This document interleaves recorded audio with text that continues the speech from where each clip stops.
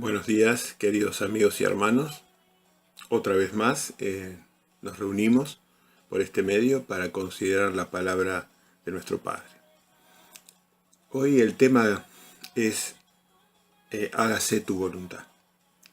Vamos a escudriñar un poco este tema que es muy profundo y muy amplio, pero por lo menos vamos a sondear algunas de sus implicancias fundamentales. La imagen tienen proyectada desde el 21, desde 7:21 en adelante, Mateo 7:21. Les pido que si quieren participar más activamente busquen en sus Biblias. Y acá el gran maestro nos dice: no todo el que me dice Señor, Señor, entrará en el reino de los cielos, sino el que hace la voluntad de mi Padre que está en los cielos. Este primer texto nos pone en énfasis que no es una cuestión de alabarlo, de decir Diosito mío, Jesucito, Jesús, Señor, Señor. Tenemos que más vale hacer la voluntad de su Padre, de nuestro Padre Celestial, que está en los cielos. Así que no es una cuestión de alabar, no es el que me alabe el que va a heredar el reino. Muchos me dirán en aquel día, ¿no? En el día del juicio: Señor, Señor, ¿no profetizamos en tu nombre? En tu nombre echamos fuera demonios, hicimos muchos milagros. Esto es importante porque fíjense que acá no nos está diciendo que nos vamos a poder justificar en que teníamos don profético o que denunciábamos lo que estaba mal. Ni aún si hubiéramos echado demonios en su nombre, iba a ser una causa para digamos, estar seguros de que estábamos cumpliendo la voluntad de su Padre. Es más, otros dirán: hicimos muchos milagros. Tampoco los autentica. De nuevo, ¿cuál sería la clave? Hacer la voluntad de su Padre. Por eso vamos ahora a indagar en esa voluntad, para que no nos suceda esto, que nos diga nunca los conocí. Fíjese en el 23. Y entonces Yeshua declarará: nunca os conocí, apartaos de mí, hacedores de maldad. Hacedores de maldad. Si nosotros buscamos hacedores de maldad, la palabra original viene del griego anomia. Anomia quiere decir sin ley, pero tiene varias formas de expresarlo esto: sin ley, a los que no andan bajo ley, los que son anómicos, o sea, que no respetan ley, la ley de Dios. Esta es la palabra del griego en el Strong, la pueden ubicar los que les gusta investigar, la palabra G452 del Strong. Yo la busqué y realmente el sentido que tiene esta palabra, hacedores de maldad, son los que no cumplen con la ley de Dios. Búsquenla, la palabra G458 del Strong, 458, no sé si dije bien, G458. Así que acá el énfasis no está en las profecías, en las grandes obras, sino en hacer la voluntad. El reino se perdió por desobediencia, ahora se tiene que ganar por obediencia. Lo fundamental en esta etapa es la obediencia, hacer la voluntad de Dios. En ese sentido, y buscando la voluntad, sobre la derecha de la imagen tienen transcripto Romanos 2:17 al 29. Acá es una crítica que le está haciendo Pablo a los judíos, donde les dice, si uno lee todo ese capítulo, donde les dice a los judíos que van a ser demostrados injustos, porque hasta los gentiles van a cumplir la ley de Dios. Entonces le está diciendo que ellos conocen la ley de Dios mejor que nadie, pero que los gentiles van a cumplirla y los van a dejar en evidencia a ellos de que ellos la podrían haber cumplido, ¿no? Con mucha más razón. Y dice en el 17, he aquí, tú tienes el sobrenombre de judío, o sea, te das importancia y te apoyas en la ley y te glorías en Dios y conoces su voluntad. O sea, está diciendo, está vinculando la ley y te apoyas en la ley. Está hablando de la ley de mandamientos ahí, ¿no? Porque hay otras leyes dentro de la Torá, por ejemplo, la ley del pecado, pero no iría eso, ¿no? La ley de decretos, muchos de ellos fueron abolidos. Te apoyas en la ley, está hablando de los mandamientos, y te glorías en Dios. Y conoces su voluntad. Instruido por la ley, por esa ley de mandamientos, apruebas lo mejor. Y confías que eres guía de los ciegos, luz de los que están en tinieblas, instructor de los indoctos, maestro de niños, que tienes en la ley la forma de la ciencia y de la verdad. Hasta ahí todo bien, o sea, él conoce, sabe qué es la ciencia, qué es la verdad. Tú pues que enseñas a otro, ¿no te enseñas a ti mismo? Y acá revela de qué ley se está refiriendo, ¿no? Acá es donde lo revela. Tú que predicas que no se ha de hurtar, hurtas. Tú que dices no se ha de adulterar, adulteras. Tú que abominas de los ídolos, cometes ese sacrilegio, el sacrilegio de la idolatría. O sea, ahí dice claramente que está hablando de la ley de mandamientos. Entonces relaciona la ley de mandamientos, esto es muy importante, este texto de Romanos, con la voluntad de Dios. Y conoce su voluntad, instruido por la ley. Conoce su voluntad. Así que este punto es muy, muy importante.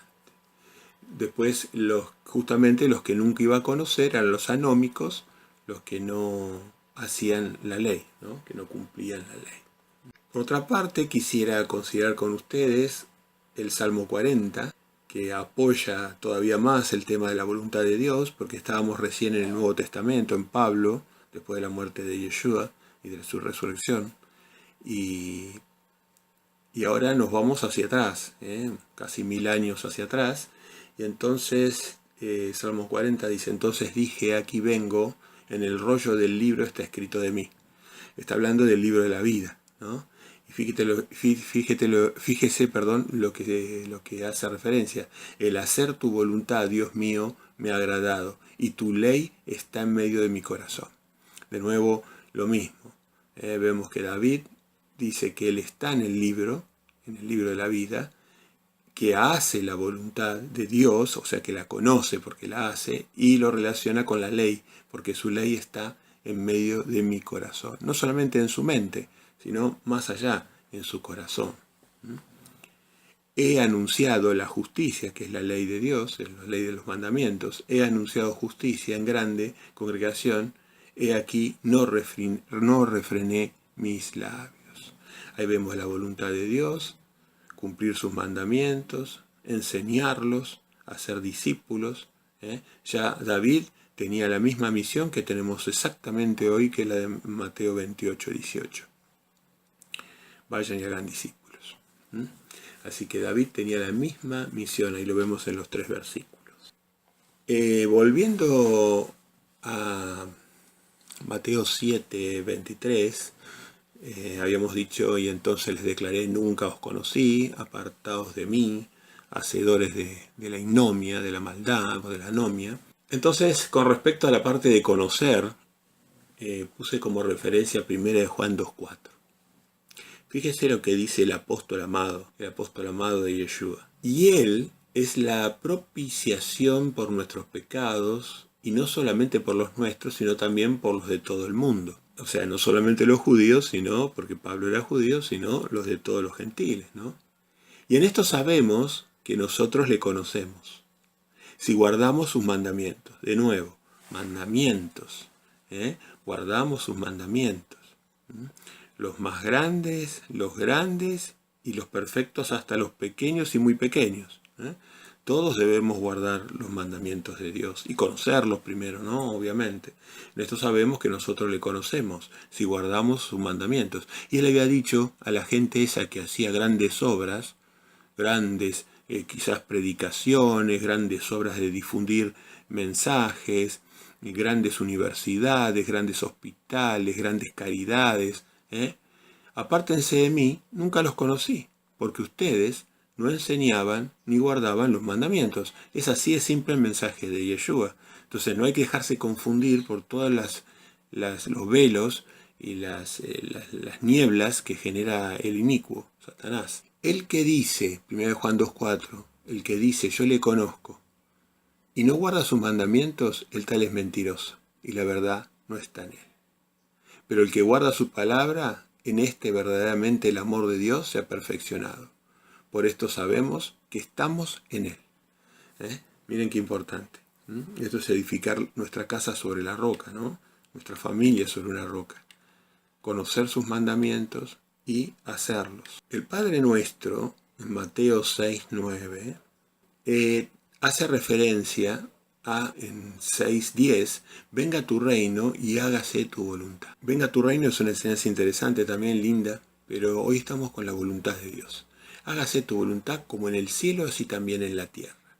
Y fíjese el siguiente detalle, ¿no? En Deuteronomio 10:5, Moisés recibe las tablas escritas por Dios con las 10 grandes palabras, los 10 grandes mandamientos. Y dice Moisés, y volví y descendí del monte y puse las tablas en el arca que había hecho, y allí están como Jehová me mandó. Fíjese que Moisés dice, y allí están como Jehová me mandó. Y hoy siguen estando. Sus siervos sabemos dónde están esas arcas, están en el monte Moriah, precisamente en una cueva, esperando el día de juicio, ¿no? Ahí están las 10 palabras, lo más grande que Dios nos bajó, la estructura de toda su moral, de toda su ética, la estructura universal.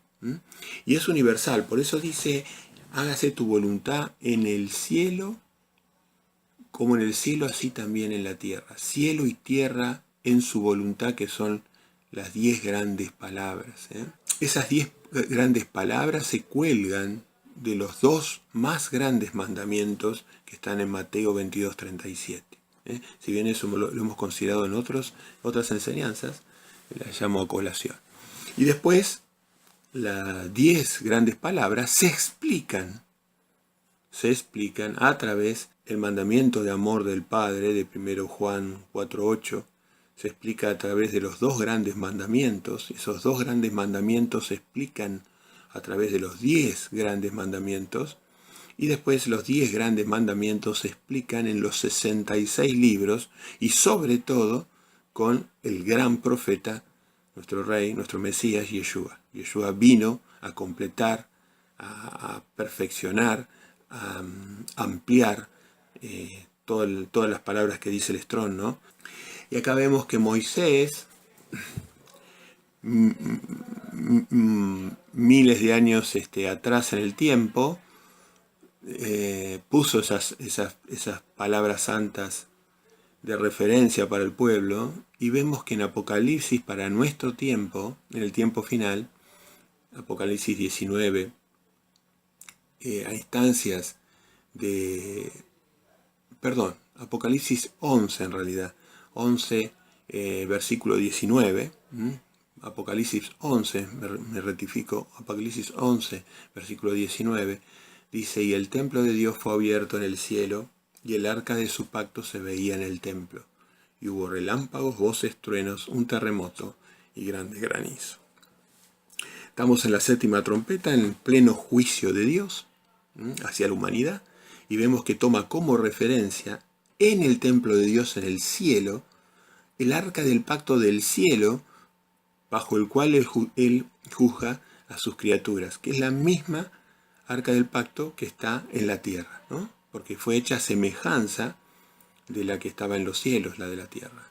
Así que acá unimos la voluntad de él, hágase tu voluntad, como en el cielo, así también en la tierra. Y acá vemos en el Apocalipsis, que es el último juicio de la humanidad, todavía no concluido, la 7ª trompeta.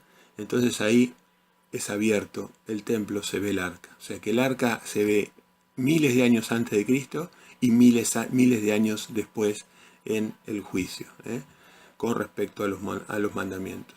Y ahí está, ahí es donde hace sentido, nunca los conocí, obradores de la ignomia, de la anomia, los que no le dan importancia o no cumplen o no conocen cabalmente los 10 mandamientos. Lo mismo expresó Mesías con el joven rico, en Mateo 19:17, cuando el joven rico le pregunta qué he de hacer para heredar la vida, le dice guarda los mandamientos. Y cuando el joven rico pregunta cuáles, le indica los 10 grandes mandamientos. No lo dice en forma exhaustiva, no dice todos, pero ya le da a entender.